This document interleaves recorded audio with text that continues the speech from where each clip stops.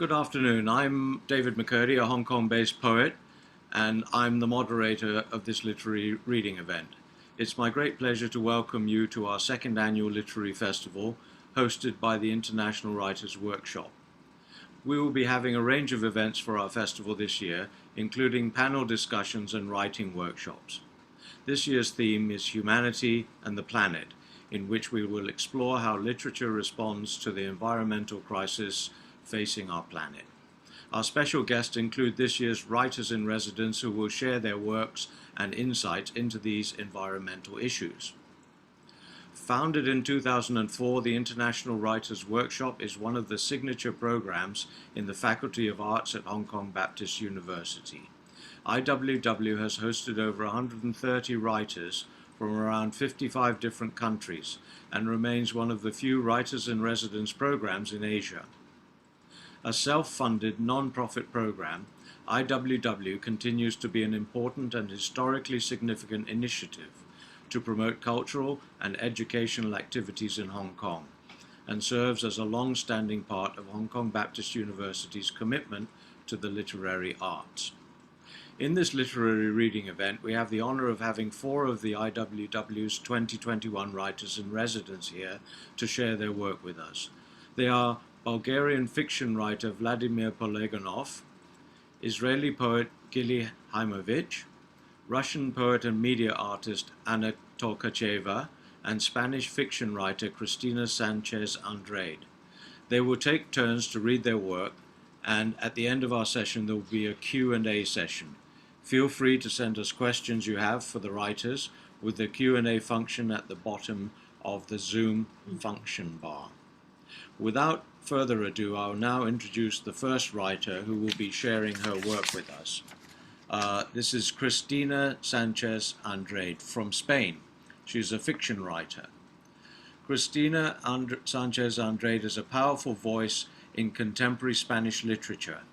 Author of 9 novels, she made a splash in English and round the world with her novel, The Winterlings. Praised as radically new, original, and unusual, gaining outstanding critical acclaim and winning several prizes, including an English Pen Award in 2016. Sánchez-Andrade writes gripping, sensual, and elegant prose, described as between the magic realism of Gabriel Garcia Marquez and the Southern Gothic of Flannery O'Connor. She studied law and media and writes and reviews for various Spanish newspapers and literary magazines. Welcome, Cristina. We're very pleased to have you. Well, thank you very much for that wonderful introduction. And good afternoon, good morning from Madrid. And I'm going to start reading my paragraph, the part of the novel I've chosen to read today. In this part, we are not going to see the 2 protagonists, the Winterlings. We're going to see 2 other characters which are quite important in the novel, which are the priest and an old woman who's over 100 years old, and she insists that she's about to die, she's going to die, and so she makes the priest come and see her. She lives on the top of a hill, and so the priest has to come on horseback every day to confess her, to give her the last rites, and so she insists that she's going to die, but she ends up not dying. And this is the old lady, and then we have the priest. And I wanted to read you before a small description of this priest. In my literature, something which is very important is our senses, smell, touch, 5 senses. And so this is a description of how the priest smells. He was a short and fat and absolute glutton. No one ever wanted to sit next to him because he gave off a certain smell. It wasn't the smell of the cowshed or of sweat or even of cooking. The priest smells of musty clothes and of priest. It wasn't a brown-colored smell. In any case, a smell that somehow linked with peers and ladies and steamed cauliflower. So this is the excerpt I'm going to read. On Buffalo Mountain, near Tierra de Cha, there was a rueiro, or tiny hamlet, with 3 or 4 very humble houses, simple, low-to-the-ground huts in the form of a box with thatched roofs and beaten earth floors, inside which there was nothing more than a hearth with a fire always lit and a few cavities in the wall, dark as wolf's mouth, with straw mattresses and patchwork quilts that served as bedding. In one of these houses, the winterlings remember, how could they not, lived an old lady with a face like a wood, very small and knotty, almost a dwarf, who smelt like smoke and old blankets. She was very sick, and so every day for the last few years, Don Manuel went up on horseback to comfort her, and if things turned to the worst, administer last rites. It could be pouring down with rain. The whole valley could be covered in the most insidious mist. But early every morning, the good man rode up on his horse, zigzagging through the mountain passes, struggling with the inclines to arrive at the hut and administer holy oils and whisper heavenly words in her ear. Well, old girl, you're going to our Lord. And then, trying her hardest to show her teeth, the old lady smiled in thanks. The few teeth she had left were filthy and yellow, like horse teeth. That day, the day he encountered the winterlings in the river, Don Manuel had to bring his visit forward. First thing in the morning, while he sipped on freshly pressed grape mass in the tavern, the field worker came in yelling that the old woman on the mountain was barely breathing and that the priest had to go up and give her last rites. Oh, so she's ready to die, he yelled back from the corner of the bar. I was there just yesterday. I'm telling you, Father, this time she is dying. And so Don Manuel had no other choice but to finish off his mast, go by his house and put the holy oils in his satchel and head once again towards the mountain. The rain was buckling down. Before he arrived, and because he thought it might be the last time he climbed the mountain, he couldn't feeling a tiny tingle of pleasure in his heart. When he got there, he found that, in truth, the old lady was in quite a bad way. She gave off a coarse, rasping sound that was almost drowned out by the deluge outside. The priest reflected, with a certain degree of remorse, that the thoughts he just had were hardly Christian. Old lady, my little old lady. Like every other day, he anointed her with oils on the eyes, the nose, the feet, and told her that God already kept her in his glory. Silence fell. It had just stopped raining, and the sky had cleared. It was cut through with a superb rainbow. The priest saw this as a sign God was thanking him for all his years of sacrifice. After a while, the old lady suddenly opened her eyes. Her face was all shrunken and leathery, cracked up with tiny creases, particularly around the small dry eyes, and her nose was pointed like the beak of a bird. All she had left was one tuft of gray hair. She looked around her and seeing the light that filtered through the cracks in the heart, sighed, "Well, it looks like I'm feeling a bit better."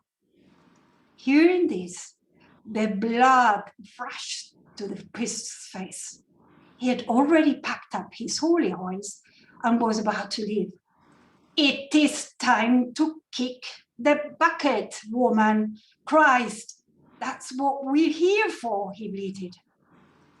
And then the old lady sat up, a little put off by his words. She said, "I can't, Father." "You can't what?" "Die." "Here we go, the piece of paper. You can't die because of a piece of paper. You signed 30 years ago, but dying is so easy. People go and die every single day." The old lady asked the priest to come near. He whispered to him, "People are saying that Don Rinaldo's granddaughters are in town, that they have returned." "The winterlings," said Don Manuel. "Exactly," said the old lady. "Bring them to me. I have to talk to them to settle this business about the piece of paper. As soon as I have that sorted, I'll be out of your hair as quick as I can. You'll see, Father." The old lady lay back down and pulled the covers right up to her ears. "You were ugly, Father," she said, uncovering herself a little. "And you stink." Thank you. Well done, Christina. Very beautifully narrated. It's to the quality that you hear on a radio play on the BBC. No. No, lovely. Please not. Take on the personas of the various characters there, and it certainly leaves the listener wanting to know what happened next, the next page, and who are the winterlings, and what's the piece of paper. So, yeah, it really sets one up for anticipation of further exposure to your work. So thank you so much for that. It was lovely. Thank you. Our next guest reader is Gili Haimovich from Israel. Gili is a bilingual Israeli poet and translator with a Canadian background. She's the author of 10 poetry books, 4 in English and 6 in Hebrew. Her most recent books are Promised Lands, 2020, the collection Lullaby from 2021. She won the International Italian Poetry Competitions I Colore dell'Anima for Best Foreign Poet in the year 2020, the Ossi di Sepia International Italian Competition of 2019, a grant for excellency by the Ministry of Culture of Israel in 2015, among other prizes. And she's nominated for the 2021 American Pushcart Prize for a poem translated from Hebrew. Both of her last books in Hebrew, Landing Lights 2017 and Baby Girl 2014, won grants from the Acumen Association of Authors, and her second book, Reflected Like Joy from the year 2002, won the Pei Grant for Culture. Her poems are translated into 30 languages, including book-length translations in Serbian and French, as well as a multilingual book of her poems. Her work is featured in anthologies, festivals, and journals worldwide, such as World Literature Today, Poetry International, International Poetry Review, the Literary Review of Canada, 101 Jewish Poems for the Third Millennium, Talk, Writings, The New Toronto, and New Voices, Contemporary Writers Confronting the Holocaust, as well as major publications in Israel, such as The Most Beautiful Poems in Hebrew, 100 Years of Israeli Poetry, A Naked Queen, an anthology of Israeli socio-political protest. Gili also practices visual art, teaches creative writing in Israel and abroad, and has a background as a writing-focused intermodal arts therapist. Welcome to the festival, and we look forward to hearing your reading. Gili, welcome.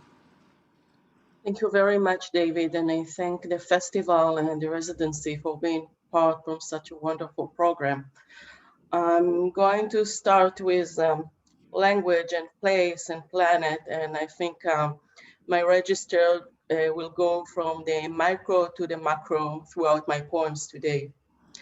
So here we go. Promised lands. How can we apply language to a place like India? On the outskirts of Vijayawada, the women sit sideways behind the men who ride motorcycles. Their saris don't match their speed. It coincides better with a stride, like the one of the cows on the road, not harried by herons. On the roadsides, there are pineapples, custard apples, but no apple apples.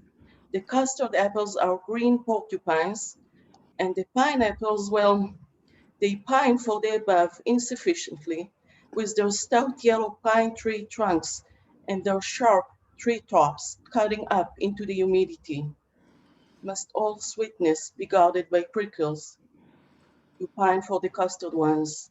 Their eyes are dark and many, stuck in a too sweet flash. The rubbed off skin seems harder than it is. Amusingly green porcupines, they are so easy to stroke, to crack open. Dark-eyed as well, like a bottomless well, are the men who sell them. They sell them for almost nothing, and yet each time they offer you an extra one. Can only a land that is not promised have this kind of generosity? Of course, no one has ever reached the promised lands, yet we keep at it, marching toward them. Yearning doesn't cover for their absence. You believed that if you traveled until fuel runs out, your tank would fill up with passion. However, all paths you take have the sole intent of bypassing pain. What will happen if you'll convert the order? So after you'll manage to settle, even if on quicksand, you'll start wandering. You carry a Pandora box instead of a backpack. The wreck of loneliness dangles around your neck like a necklace, like a gatekeeper.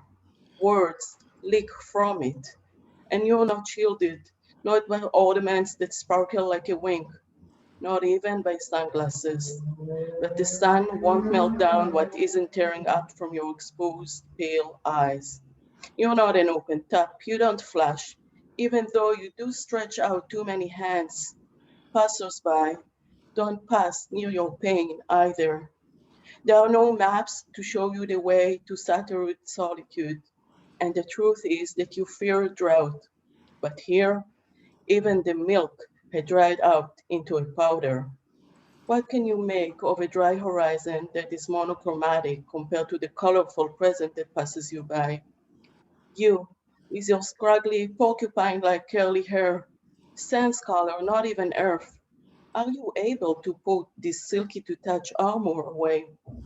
Or better yet, be a heron, white and light like a fresh start, with no pressing need or desire to carve its own path.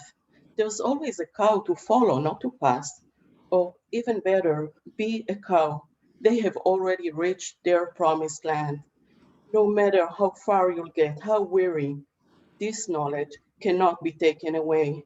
In every promise, the seed of disappointment is planted to begin with, even if there's still a desert to cross in order to reach it. I'll continue with this theme and hinting on the Moses character here, the prophet that is believed to guide the Israelites through the desert for 40 years to arrive what seemed to be the promised land, Israel or Palestine or Canaan. Somewheres. At night I swim in the humid air amidst the hills, searching containers for my loose thoughts. I once stood a chance to be a wonder. I was young. I could embroider words on beauty. Now longing echoes in my lap's nook, fires me outwards, restless. There is a you somewhere where mulch offers comfort, calm of flesh, where his revelations have no need of words. when nothing but breeze excels on his seams, and he can stop competing with absence. The promised wasteland. I'm pulling you out of the water, as if out of your own sorrow. We don't trust being saved is worthwhile, even before we know it will take you away from water for most of your life. The second time you encounter it, you'll have to break the water. The desert is wide, wild, wasted mousses, a landscape so widely open that it's inaccessible. No nooks for haven of rest, for hiding, for intimacy. The embrace of Carave's swarthy dunes is abrasive. If sand gets in your eyes, you tear. Their tongue brings the opposite of saturation and penetrate determinedly the land that had already so little to offer. This is when you realize promises better kept unfulfilled, and you do not enter. My next poem is titled Foreign Weather, and it mentions the Jewish New Year. Like the Chinese year, the Jewish calendar is a lunar calendar, and the year starts around September or October. It's a moving date according to Georgian calendar. And there is this ritual of dipping a slice of apple in honey and eat it. So it symbolizes the wish that the whole year would be as sweet.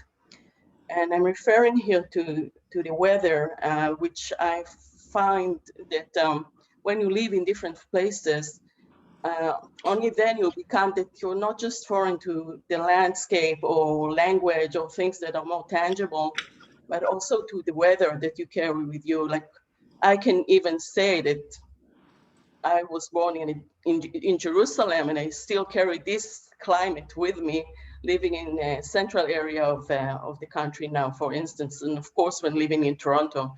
And I think maybe recently it's us who are becoming foreign to the weather itself. Foreign weather then. I am on the market for a foster family, shopping unsuccessfully. The weather is foreign, not me. I'm in a good shape, not weather just yet, I say decisively to the absent moms that seem to be sweet as the honey that we used to lick in the beginning of the Jewish year, as if this ritual is enough to sweeten a whole year. I sweep their shy hands away with my bitter, not better hand. No, no, no, this is the only property I still have left, my collection of no's. The truth is that I'm running out of them faster than I can afford to admit.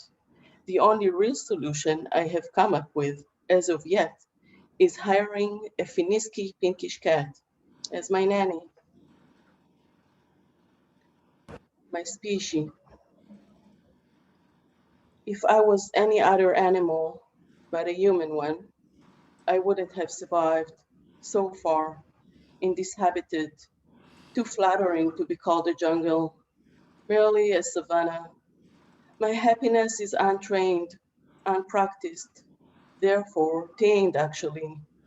I should have been a gazelle at least so I can run away and not be chased, or a snowman woman to melt away to the touch of heat. If I was any other being but a human one, I wouldn't have survived. If I did, it's only thanks to the kindness of others, and there's not enough human in my being to be thankful for that back. A vein root. Now we're getting to the micro. No grass cradles you, no green allures you, an angry pumping vein of a muted tree, unable to tolerate the underground, attempting to stand up. You push yourself above it between the pavement and the wire fence. At least it's not a wooden one made of your own species. Gazing at the freedom of children in the park, you don't fall for their sweetness, nor for the one bird sweets offer. You're just there, an evidence of neglect, of how reaching out for more soil will awaken your senses to know more than roughness. The year of longing, an exhausted world, drops down like a tear, like a glass ball. We clutch the children in an embrace while falling. An exhausted world relies on our lethargy in order to rejuvenate itself. It has been the year of longing, and every time we failed its practice, it started from the beginning, looping hope, shriveling, warranting, and anger, hula hooping small joys, wearing masks to reveal tradition, crossing long distance yearning over short distance morning walks. Did we remember what was the destination? Sideways roots. The sidewalks are crooked from the trees' roots concealed beneath them. The fruits on the trees look like bale droppings, and only the birds can eat them. Soon it'll rain. The dark fruit will give the sidewalks a shiner. Those who walk without hanging on to a stroller may not sleep it as easily, yet won't be able to maneuver among the squashy obstacles. We are not like the trees. We talk about everything.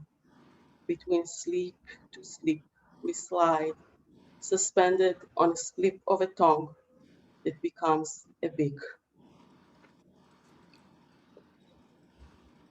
All around become so pretty.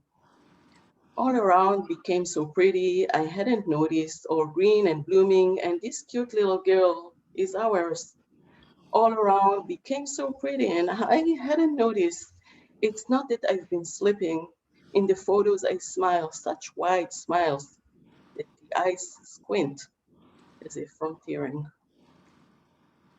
I'll end with a poem that also ends my book, Promised Lands. And for me, it's some kind of an anthem. Hum. Through the humdrum of routine road, through the scourging burden of the humid streets, I carry you as a hum. Layers of body and distance, this gift that is wrapped with many things is nothing but warmth. Can one hand another anything but attention? As daringly as the fresh green on the tree tops leaves, I love, right, that's my protest. Thank you very much.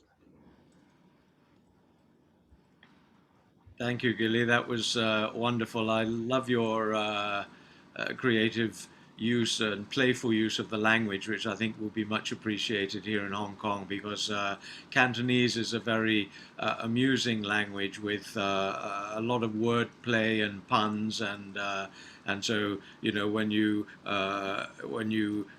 put things like pineapples and custard apples, but not apples, and the use of humdrum routine road. It's got a lovely flow to it, and morning, two similar sounding words with very different meanings. I think that will be well appreciated by our Hong Kong audience here. So you've got something in common, I think, with some of your fellow writers here. Thank you so much.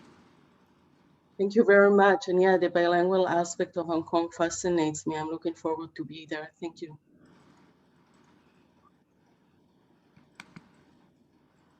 The next writer is Vladimir Pollerganov. He's a Bulgarian writer, translator, and screenwriter. He's the author of one collection of short stories, The Deconstruction of Thomas S., published by St. Clement Oridsky, University Press, 2013, and one novel, The Other Dream, published by Colibri, 2016, for which he won the Helicon Prize for Best Fiction Book of the Year in 2017. His short stories have appeared in various literary magazines in Bulgaria and abroad. The Birds, a short story, was featured in Dalkey Archive Press Anthology for Best European Fiction in 2016. In 2016, he participated in the University of Iowa's International Writing Program. He has translated novels by writers such as Thomas Pynchon, Octavia E. Butler, and George Saunders into Bulgarian. He's currently working on a PhD in Bulgarian literature in Sofia University, where he also teaches a course on fantastic literature. Welcome to Hong Kong, Vladimir. We are looking forward to hearing some of your own fantastic literature, and please go ahead and we'll enjoy your reading. Thank you, David, and thank you to everyone at the IWW and the Literary Festival. It's an honor for me to be here virtually and to be able to read from my novel. So I will read a fragment from the novel, and I'm calling it a fragment because the entire novel is written in a stream of consciousness type of style. It just looks like this because that's how I saw the novel. So there are no paragraph breaks, no speech breaks, nothing that indicates when or where a person is talking or thinking. So I hope that's not confusing, but imagine everything as happening in the river of someone's consciousness, and that someone is the main character, who has suddenly found himself between two worlds. One is our known world, the natural one, and the other is different, natural and strange, and both worlds just clash or interweave or just communicate with each other. There are places in our home where the cleaning machines never go. Something in their programming makes them blind to that one corner of the bedroom, to the few inches on the right side of the bathtub, where a wet foot had sat down on a tile, a color that's ever so subtly different from that of the tiles surrounding it, to the curved line in the carpet, carved by the living room cabinet doors, the only ones that still open outwards, the old-fashioned way, one side to the left, one to the right, instead of silently sliding up as everything else does nowadays. I don't even remember what's inside that cabinet, or when I last opened it. But the line I know well. The machines either go around it or jump over it. I can't tell, as I've never, even at the start, when they were hailed as the pinnacle of human progress, paid much attention to exactly how they did their cleaning, how they vacuumed, washed, and blow-dried every millimeter of our home. Still, the line remains, like an artifact from an ancient civilization next to a modern airport. The airships take off and land, careful not to cross it, because crossing it would equal murder. Murder of all those who have toiled to carve it into the soil, to write it upon the surface of the world. I like to think of our household machines as those airships, their small mercy to leave a part of our apartment untouched, just the way they had found it. They had first found it. It is always regular shaped spaces they go around, squares or circles, the geometric moldings of our lives, as well as, I guess, a reflection of some symmetrical, machinal fear of their own. That digital fear, the coordinates of which are known only to them, nevertheless has perfectly concrete and measurable dimensions. This is what my wife says. You could tell by the shape that it takes, where technology can thrive and where it can't. She was looking at her screen. It's something I was standing too far away to see properly, and speaking to herself as much as to me. Anytime she uses that tone, distant and distracted, she would appear ever so slightly out of place in the room, in any room, almost as if she was from, forgive me the analogy, another world. The way she spoke was different from how she sounds when she's taken something, maybe because it was coming from her insides on its own volition, rather than being dragged out by some inexplicable chemical process.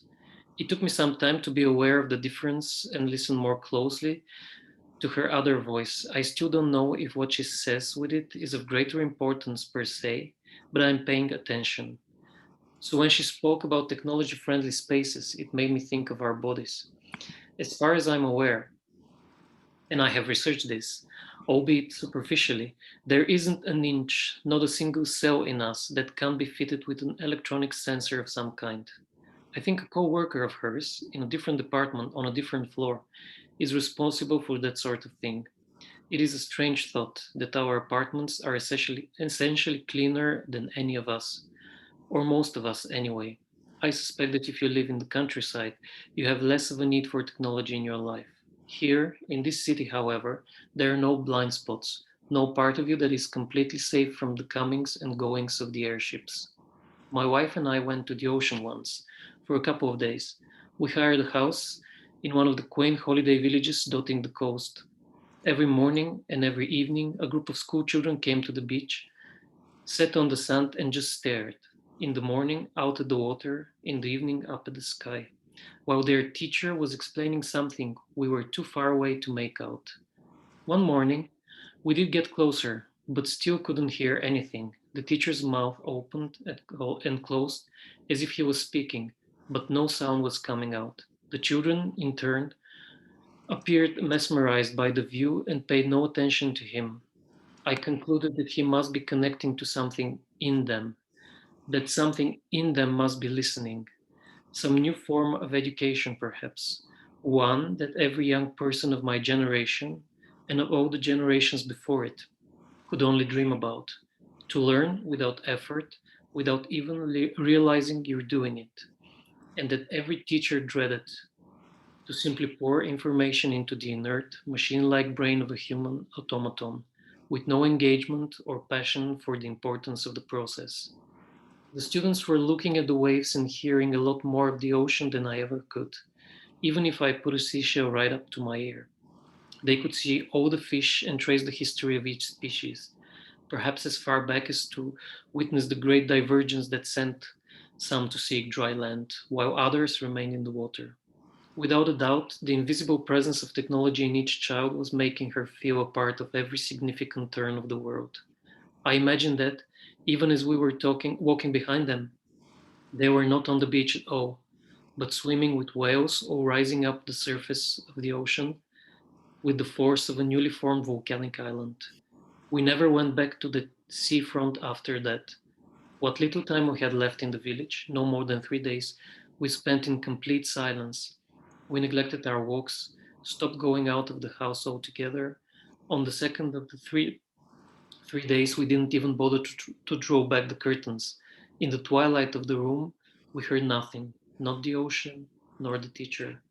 My wife hadn't brought any work with her. There was no TV, no computers. Thinking back, it was eerie rather than tranquil or relaxing, so easy to disconnect, to let go. We could have just ceased breathing and had we wanted to. We were meant to leave in the late afternoon of the third day. When I woke up, my wife was standing by the window, looking at the children on the street outside. They had stopped to wait for someone or discuss something, I'm not sure. How long have you been watching them? I asked as I moved closer behind her. They were here when I woke up. They were having a conversation, all of them this time, not just the teacher.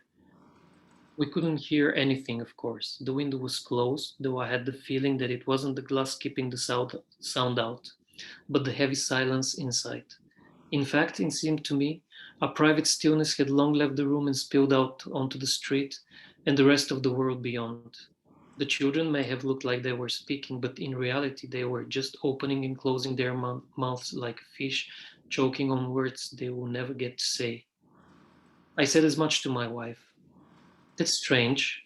Isn't it better to just imagine you were with the students the other day, to have someone speak to you and knowing, despite not being able to hear them, that you will remember every word? She asked without turning. I hadn't thought of that at all. Later on, as we were flying above the water, first and then above the clouds, my wife said that she doesn't want to go home or go back to work. A few of my clients are driving me insane. I don't want to see them. I don't want to talk to them or read a single word they've written. Can't you just pass them on to a colleague? No, she sighed. It doesn't work like that. I am responsible for them and their families. If I quit, I'd be leaving them in limbo. She went quiet and leafed through her magazine. There were no pictures or adverts on the page, just text, so my eyes followed the hem of her dress instead. I'm not very familiar with her wardrobe, but I knew that dress well. Dark green, brown, some other green color with a name I can't pronounce.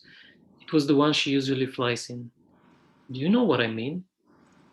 Even if a colleague is able to get on their case immediately, there would still be a period of uncertainty, of no support, and I don't know what may happen. It would be a huge loss if something were to happen. I agreed. It would be. I said. I saw her nod in my peripheral vision, and that's why a choice like that is out of the question. But it doesn't mean that I don't want to do it. Of course it doesn't. I will have forgotten all about it by the time we get home. I usually have these thoughts when traveling. It must be the plane. A long time ago, when I first started working, a client commissioned a project where we used the sound of the inside of a passenger jet. You know the one, the low rumbling of the engines turning into the hermetic silence of the salon. Some people go to sleep straight away, especially the children. It's like they're soothed by the memory of their mother's wombs, while others start looking out of the window, and then I cut in. They think of things like work. They do, she agreed. What about those that read or listen to music? It's the same as going to sleep. When we got home, we found one of the cleaning machines flat on its back. It was the smallest one, resembling a thin spider designed to crawl on top of the furniture, which is why it was so unusual to see it flipped over. It had scaled our domestic heights countless times before, often at high speed, upside down, swimming, unclogging drains, and probably doing 1,000 other little jobs that I haven't even noticed. Machines like that don't land on their back, or, if they did, don't stay like that for long. We found it in one of the blind zones. My wife picked it up and said she'd take it to get repaired. The rest of the machines were all where expected. The line in front of the living room cabinet was covered in a thin but visible layer of dust. The Legion was making its way through the carpet to the edge of the room, marching who knows where. Thank you. Thank you very much, Vladimir. Thoroughly enjoyed that. I love the way you paint this dystopian society by reference to everyday objects. It makes it more sinister somehow and very powerful. And also your metaphoric reference and, you know, the fish choking on words they will never get to say. It's a lovely line. So it's a beautiful piece. And again, it evokes certain emotions and really makes you want to read more of your work. So congratulations and thank you for your participation and contribution to this festival. Thank you, David. Our next and final participant is Anova Tolkacheva from Russia. She's a media artist and poet.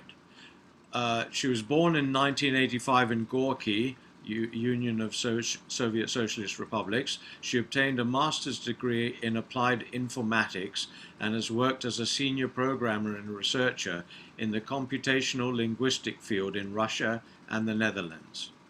In 2017, Tolkacheva obtained a diploma in new media art in Rodchenko Art School, Moscow. She's a co-organizer of the publishing house Red Swallow. Tolkacheva makes multimedia installations and projects which involve a variety of techniques such as video, interactive objects, code art, and text. She explores new ways of creating text and accessing it through the new media, non-standard interfaces and controllers. All her works she films, codes, and solders by herself. Most of her artwork can be attributed to the emerging field of the media poetry.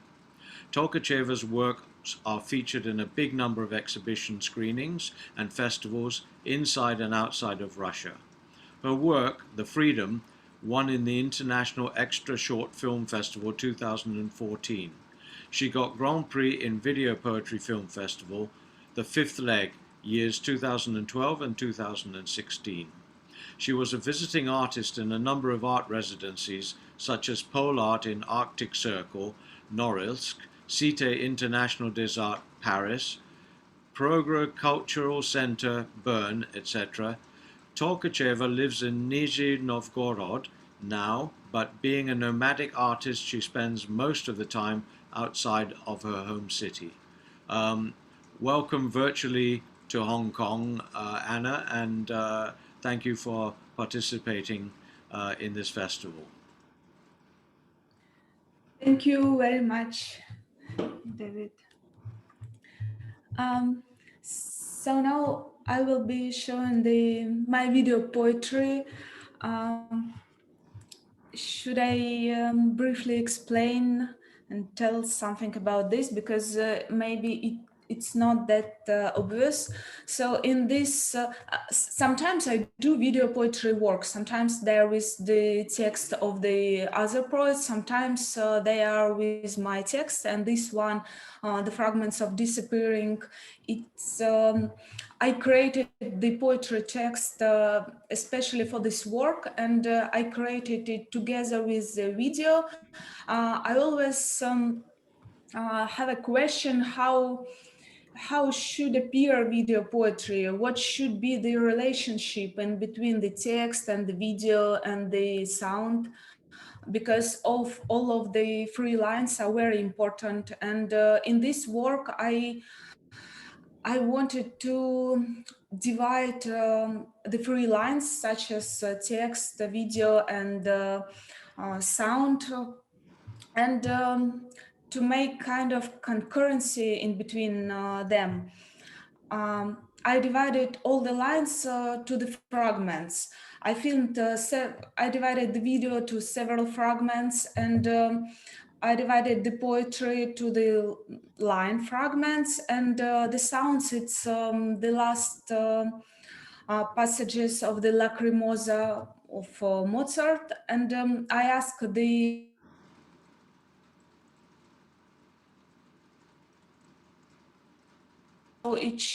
each note became also the fragment, and then I combined all of them.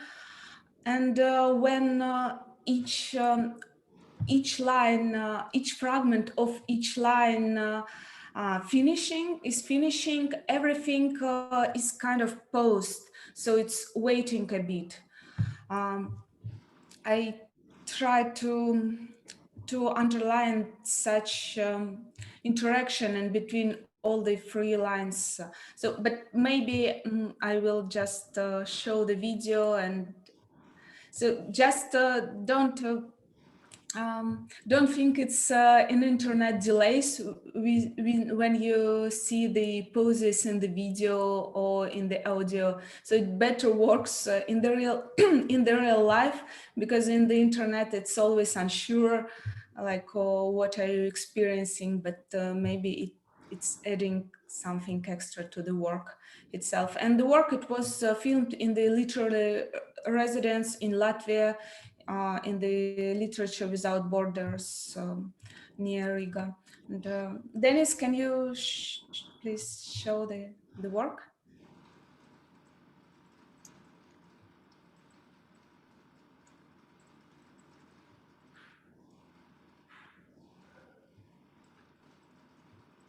Oh.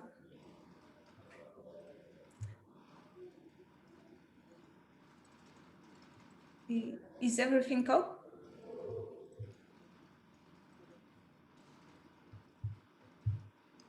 Don't worry, Anna, we have time. Okay. If it takes a little time to load, that's perfectly okay.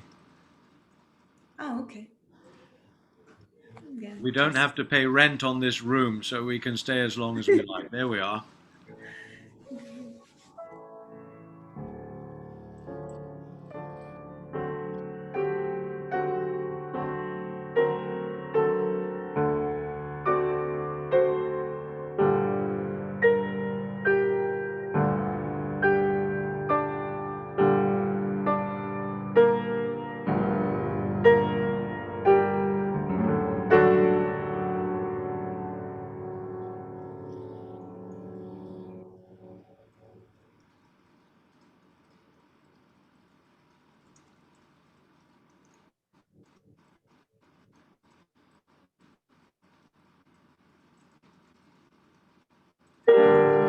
Осень, мой маленький, Это когда земля покрыта прелыми листьями, желтым и красным замшелым пухом.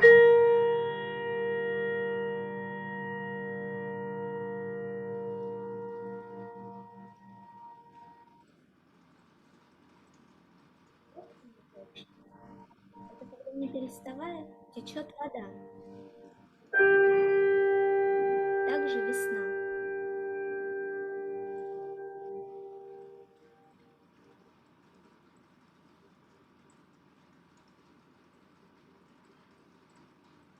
Земля чувствует нежность, как ты. Ты знаешь, пойдет дождь, пойдет дождь, пойдет дождь. Как ты узнаешь это?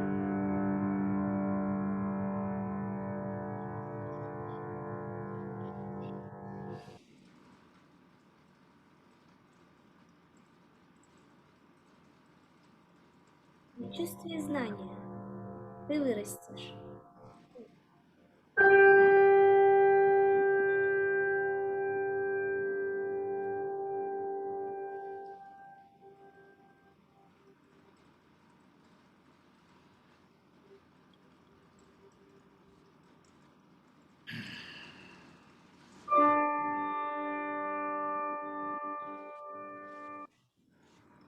Воздушно. Или плыть.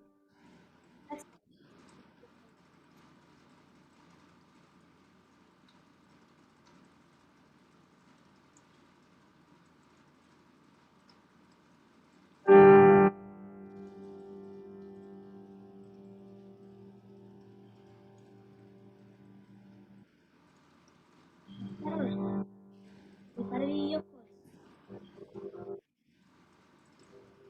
Держи пленки с самых кончиков. Выше, выше. Замри.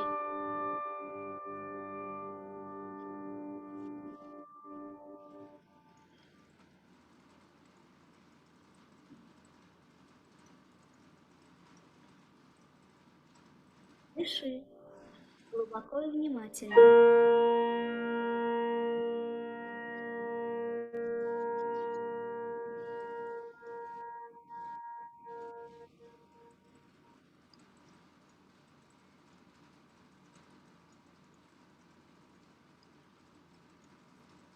Выходи, летай сам.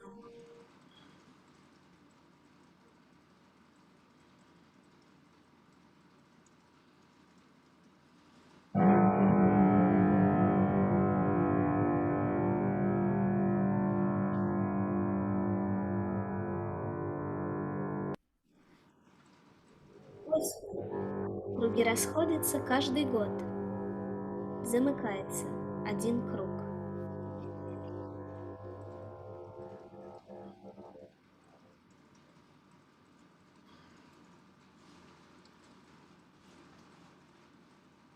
Нет, выйди за черт. Нет, иди за черт. Вверх зачеркнуто. Вниз.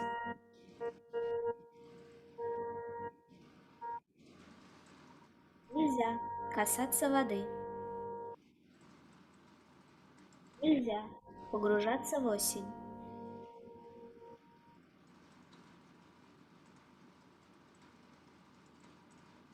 Запрещено умирать.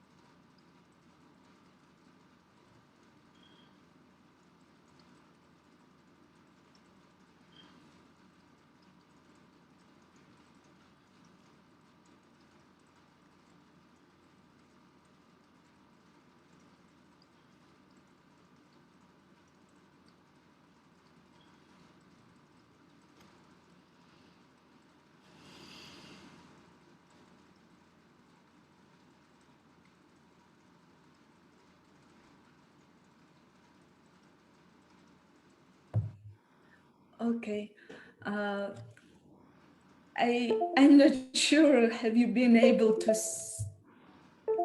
Yeah, I'm not sure. Have you been able to see the work? Because I haven't been. I mean, the internet delays in combined with mind delays, it create kind of super strange experience for me. But I think the link will be sent to the audience, and you can see it in a normal way in case if you are interested in. Yeah. I was able to see it, Anna, and it played all the way through uninterrupted. I had originally watched it when Denise sent it through as a file last week, so this was much the same as what I'd been able to view on my computer screen. So don't worry, at least on my side, I think I was able to see it all the way through. Thank you, David. Yeah, now I'm a bit better. I wanted to also to share the other work, and it will be not video poetry. It will be an electronic object. So sometimes I'm trying to create the poems or the books as an object, but digital object in physical forms. And mostly I do the poetry objects, but in this one I had experimented with the well-known text, not mine, surely. It's a New Testament, the Gospel according to Matthew. And right now it exists in Russian version, but I created the English version of it. It is not just ready, but the Russian object, it is in the museum in Moscow, the State Museum. I cannot show it in the camera for now, but for the English version, I created an interface to show how it works. So what is it all about? This is an alternative way to read the New Testament. So I analyzed the text of the Gospel of Matthew, and I have mathematically and linguistically, and I divided everything into the words and lemmas of the words. And then I have found the minimal amount of words, such as in each line of the Gospel, at least one of them exists. So, and I put all of them into the interface. So my interface, it contains 33 words, and each line of the Gospel of Matthew contains at least one of them. And the audience, they can interact with it. They can press a button. If you press a button with a word, you will hear the line of the Gospel of Matthew containing this word. If you press the button again, you will hear the second line containing this word. And such action you can perform for every word of this interface. So you can access the text in non-linear way. It's not like the usual book anymore. You can access to the full text, but you never know the order. You cannot predict the order. You can listen to the whole New Testament through the interface, but the order will be unpredictable and totally different. What is more, if you press several buttons, you will hear the line which contains all of them, or you will hear the notification that there is no such line in this Gospel. So, and this book, as you see in the picture, it's an object, and you can put it into the electricity, and it works separately. It doesn't need any computer or something. It's just solder it, and just electronic object. It's like a new digital book, and so I can I can share a screen, and also to the interface I put some colors. I divided the words into the groups by their meaning, and put some colors you can see on the interface. And the English version that I created, I can show it right now on my website, just for you to understand how it looks like. So it is not intended to be a digital, it's intended to be an electronic object, to be a physical, and it will be a physical object. But just to demonstrate how it works, I created some simple illustrations. So I'm trying to share my screen right now. Just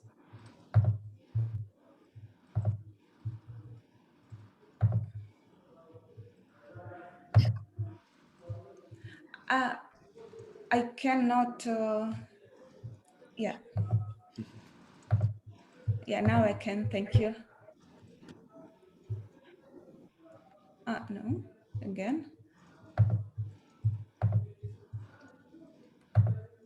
Yeah, can you see? Yes, I can see. Okay, so this will be the actual interface of the object, and it's like the same in Russian. In English version, I had found the minimal amount of such words that can like cover all the gospel. It's 35. In the Russian version, it's 33, but the English version is a bit different. So the minimal amount of the words is 35, and I put all of them into the interface, and I can interact with it. So I put, for example, 2 words, and I wait. Looking at them, Jesus said, "With men this is impossible, but with God all things are possible." So I hear the line containing it, and again. Looking at them, Jesus said, "With men this is impossible, but with God all things are possible."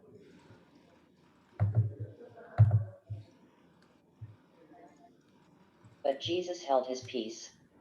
The high priest answered him, "I adjure you by the living God, that you tell us whether you are the Christ, the Son of God."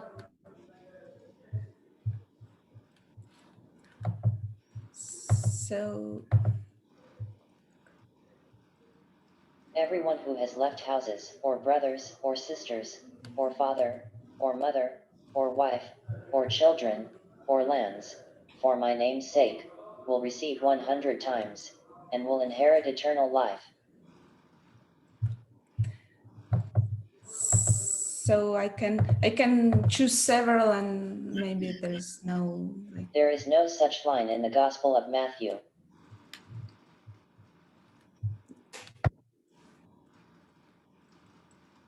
Abraham became the father of Isaac. Isaac became the father of Jacob.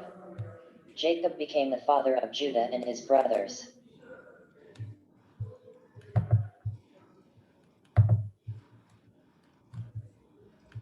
But he answered, "It is written, man shall not live by bread alone, but by every word that proceeds out of the mouth of God."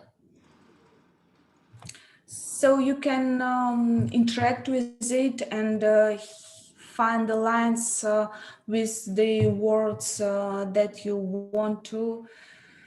And for me, this is very important text, and yeah, I was trying to create an other way to access to it, to other way to interact and to find the meanings in it, not usual one. So I don't know, for me it works, and hopefully it will works for somebody else. And I think Dennis sent the link to the audience. You can interact with it by yourself. It's just a test version, but still it's possible to interact.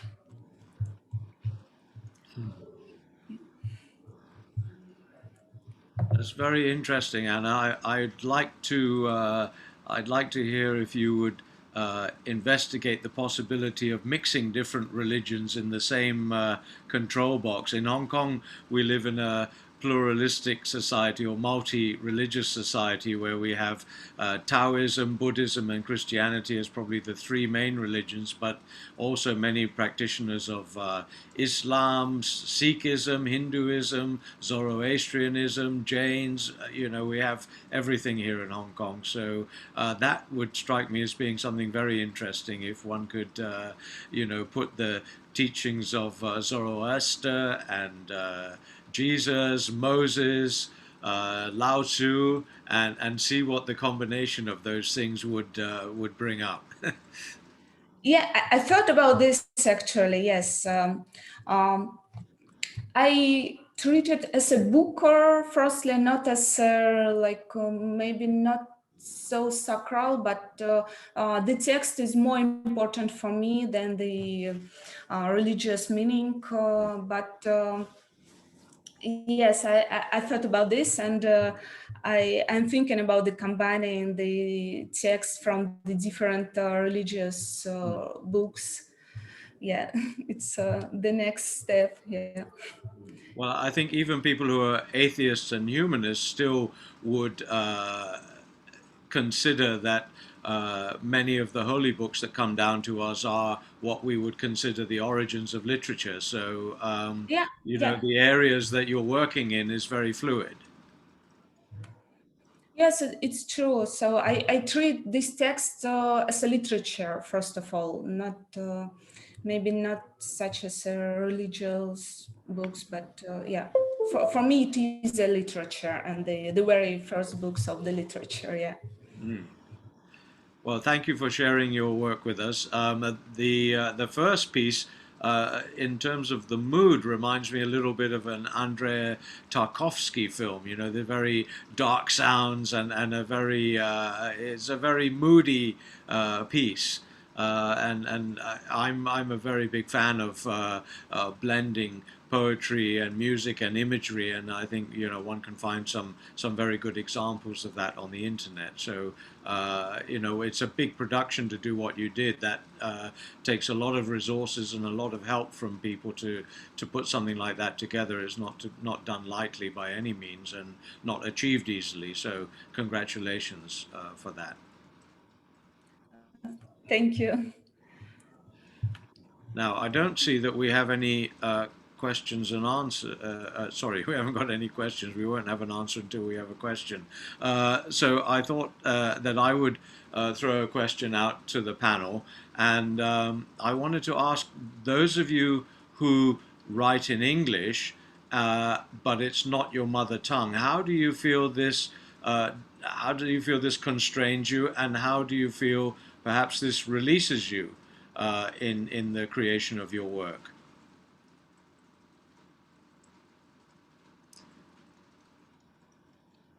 Perhaps I could ask.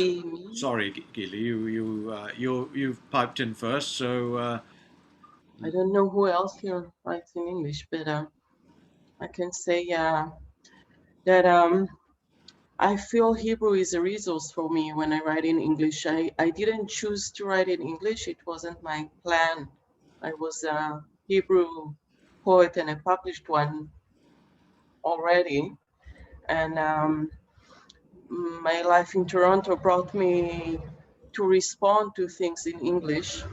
And there's a big gap between my mother tongue and my knowledge of English, yeah. But I also feel it's a great resource, even in terms of conceptualizing things. Hebrew has a strong connection between different words that actually have different meanings. But in Hebrew, they also have an interpretive connection. So let's say if I mention the character of Moses, it's come from a verb that is used only for being pulled out of water. And in the English, I can bring it to the poem without using the actual verb, but to intertwine it into the poem itself, for instance. So I mostly think of it as a different perspective. If as a writer, you look at things from the outside a little bit, then this is another outside, another space for me to view language. Yeah, I think some people have noted that some of the ambiguities in the English language are what makes it such a powerful tool for literature and fiction, because the many words, as you yourself used today, have multiple meanings, which have the same. It's the same sounding word, but it has different meanings. I mean, I asked this question because we have in Hong Kong, of course, we're also a bilingual society. So many of the people who are attending here and who will be listening, they are not native English speakers, but nevertheless, they will perhaps be writing poetry or prose in English. So, you know, this may be a useful thing for them to consider whether, you know, would you write in your native tongue to try and get to the essence of something, or does that half step away from your native tongue allow you a level of objectivity that can give you some more accuracy, let's say? It does, but I would like also to point out that I would write about different things, either in Hebrew or in English. For instance, my connection to trees wouldn't be brought up in Hebrew as much as it is in English, or my Jewish identity. In Hebrew, it goes without saying, I don't need to explore it through Hebrew, but I would explore it through English. And also to know that it's important to decolonialize English. So I do think, though it comes from the personal, my use of English in addition to the Hebrew, I do think there is a political act in it, and allowing English not to be just an American English or so forth. And by the way, as well as Chinese that is spoken in different parts of the world, and has, you know, also Taiwanese, Sichuan, and has, you know, a larger group of languages, which is the opposite of Hebrew, that is spoken only in Israel. Well, I say only, I diminish it a bit because it's such an ancient language, biblical language, yeah, but well, you cannot be a Hebrew writer without being in love with Hebrew, but these are such polar opposites, right? The English with the cultural baggage it has, as opposed to the Hebrew's cultural baggage, right? And this is a very interesting dialogue, I think, for us as writers, going between the languages. And Vladimir, do you write in English, or I know you are very involved in translation, but do you write in your own language and then translate it into English, or do you write it, or do you even, a lot of people who write and who speak fluent English still would get their work in their mother tongue translated by a third party again into English, even though they may speak just as well, but they want that objectivity. I've tried both. I've tried writing in English and also translating my own work, and then finding a native speaker to edit it and just like smooth everything out. But for me, it's a very slow and painful process, especially writing, translating myself. Writing in English is probably easier, and I agree with Gili that English needs more different perspectives from different points and places in the world, because it has become this planetary language, and its face is no longer strictly national or that of several nations. It's the face of countless of people everywhere in the world who have brought in their identities, their history, and their own relation to that language. And I think that's true for every big language. I come from a country where the spoken language is Bulgarian, which is like Hebrew, only spoken here by about 7 million people, I think, counting those who have migrated. But when I try to translate myself, I don't know, it might be something psychological. I stop at some point and start thinking in English, which it becomes a different process. It's like writing all over again. It's not translating. Whereas when I translate from Bulgarian into English, it's easier for me because it's someone else's work, and I keep that work as a kind of a monolithic structure that I can take from here to there, but not change too much. Whereas when I have to touch something that I've already written in Bulgarian, I feel the need to change it, to rewrite it, and that changes the story. And all of a sudden I feel anxious and insecure, whether it's the same story or something else. Should I keep wasting time? Is it really wasting time or just creating something new? And then suddenly I stop. But I believe that we should experiment with languages in all sorts of directions. And I remember being part of a workshop focused on translating in Iowa, and one of the translators was a translator from Spanish into English, and she said that at first she felt very not sure about what to think about people who are translating into English and who are not native speakers. And then she said that at one point she realized that English is a monster, a sort of a monster in the good way. And it's interesting because in Bulgarian, the word for monster and wonder are very similar. It's čudo, wonder, and čudovište, monster. So when she said that English is a monster, I heard it that way, like this huge wondrous thing. And she said that the moment she realized that you can approach it as something monstrous in the good way, there is a huge set of possibilities lying beyond that step. And Cristina, do you translate your own work, or do you ever write in English? No, I don't. And I think I couldn't, because you were talking about identity. I think identity has a lot to do with language.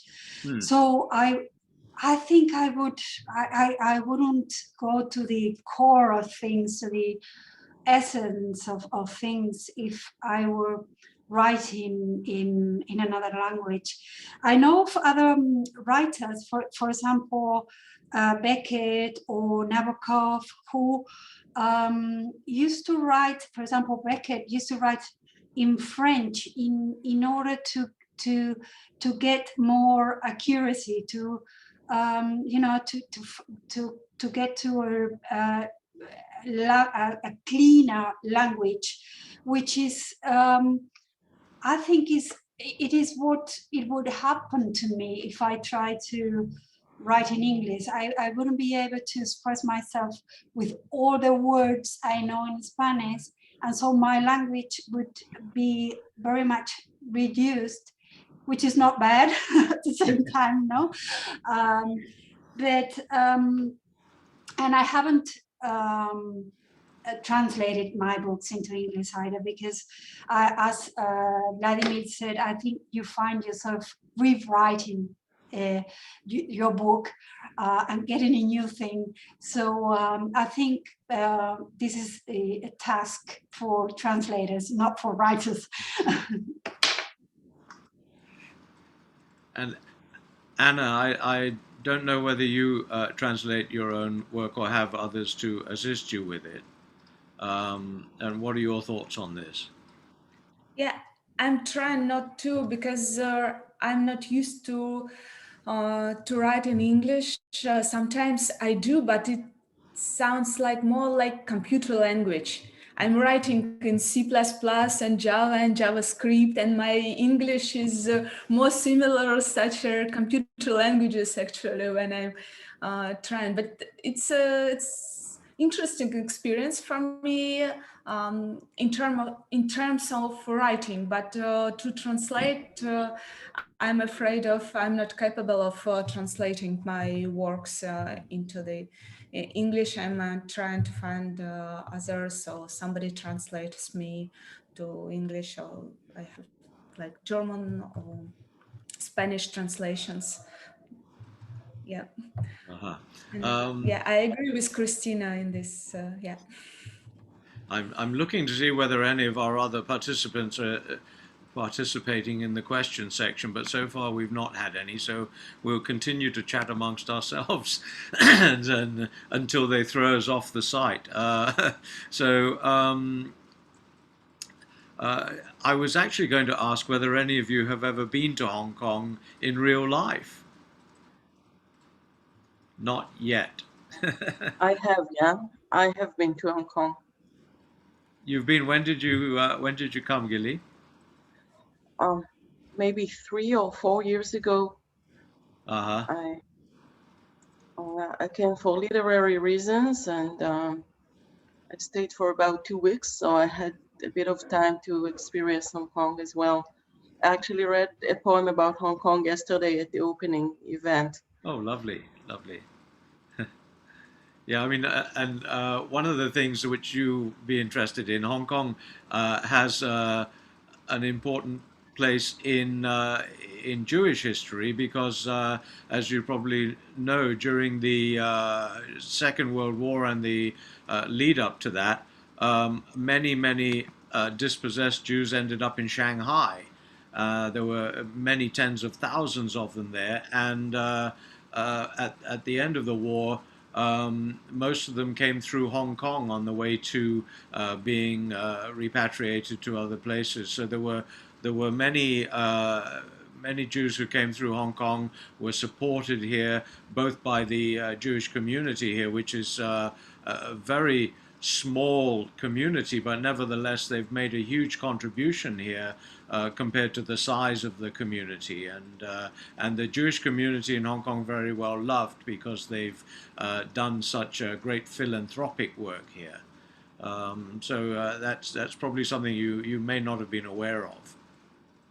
Yeah, not fully. I'm glad to hear that, but I think also Hong Kong fascinates me because of her hair. You see, in Hebrew you would say hair about a city, and you feel more close to it when you say hair and not it.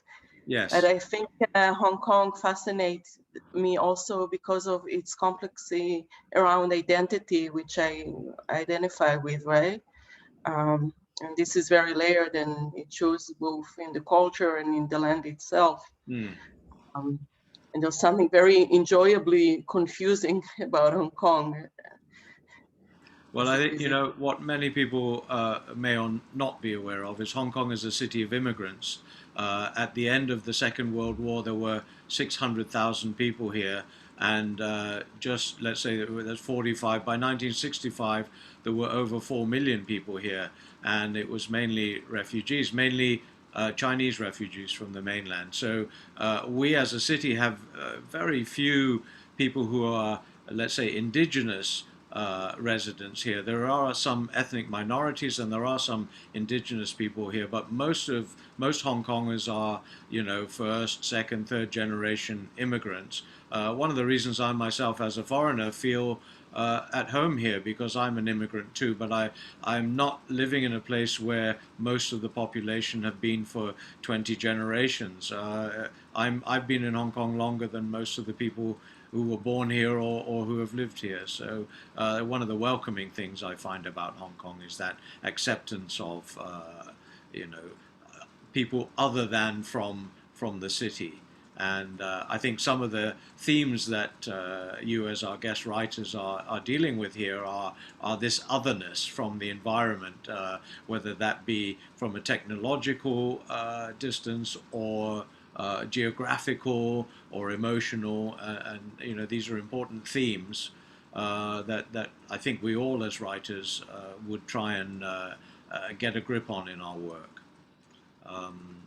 So I think that's something that's of interest to me, and I think all of the work here today has really has approached that as a theme.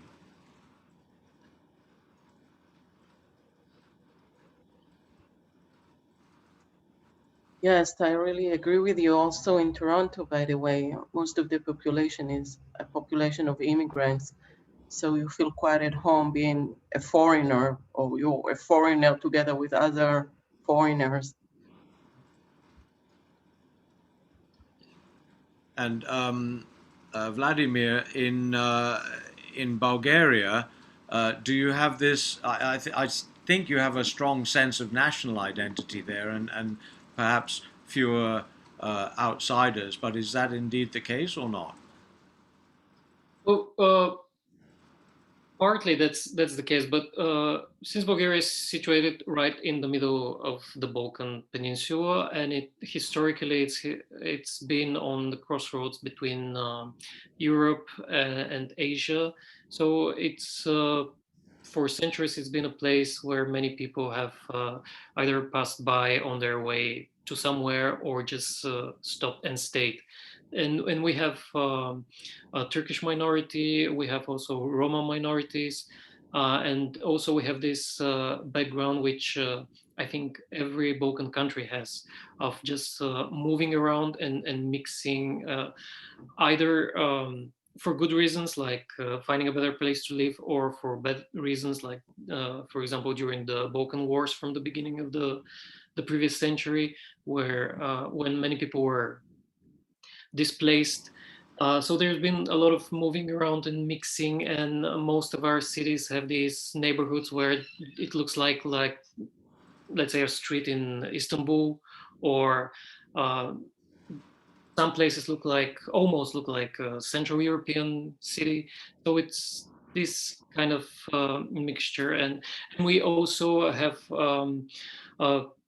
I think a strong Jewish community. And in Sofia, actually, where I live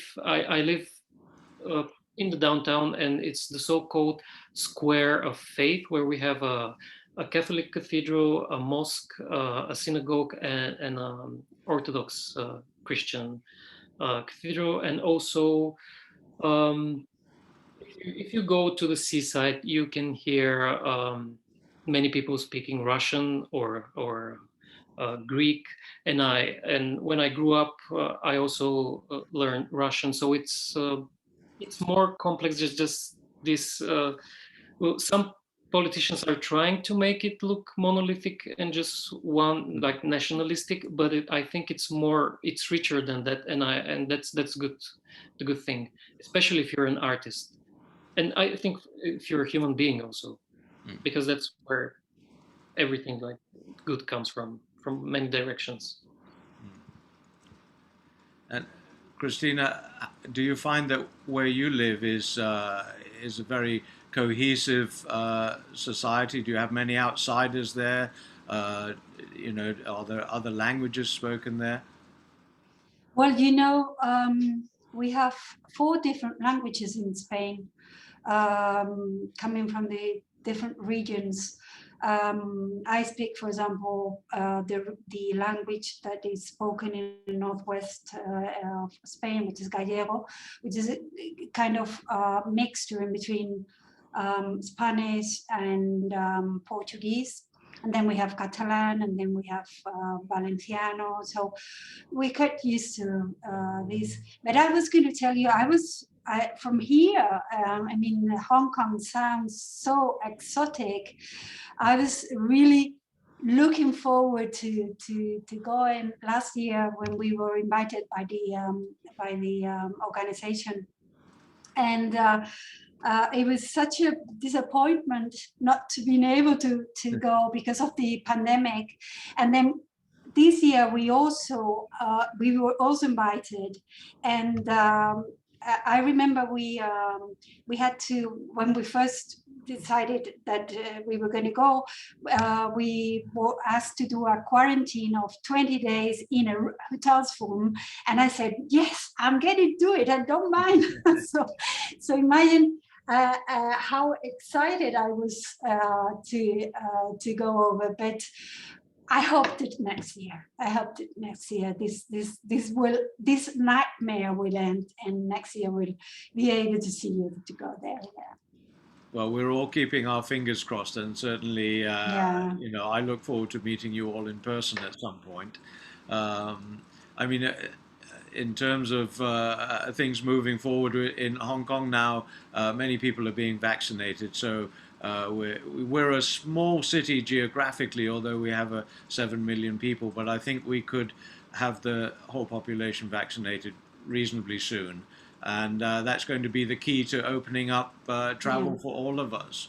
So I'm hopeful that this time next year it'll all be rather a nasty dream that's gone, and I don't know that we'll ever be back to the same situation we were, but things will be a little bit different, a recalculation and a rejigging of things. But I think the vaccination is the key to making sure we can all travel safely again, and I think most governments seem to be moving in the right direction there.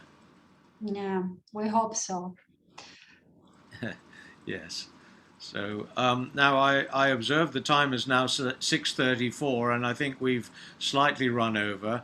All I'd like to do is thank you very much for your participation. It's been a great pleasure for me. We at the height of our event here, we had over 30 people, which I think is, if I was running a poetry reading, I'd be delighted to get anything like that. So we've drawn a decent number of observers and listeners, and we've kept them engaged, and I think that was our job. So having done that, thank you all very much for your wonderful contribution to this, and it's been a great pleasure for me to meet you all and to hear just some small snippets of your work and a little bit of a chat afterwards. So I'm very hopeful that we will all meet in the flesh at some point and be able to share our love of literature. A big thank you to Hong Kong Baptist University for not only for putting this program on, but for really sticking to it for, the last sort of 14 years, or actually it's not 14 years, it was since 2014, so it's been, near 17 years now.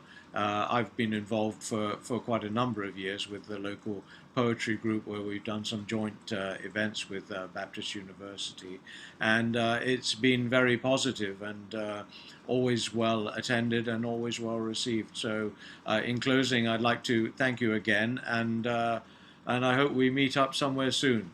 So all the best. Thank you, David. Very much. All the best. Thank you. Yeah, all the best for everybody.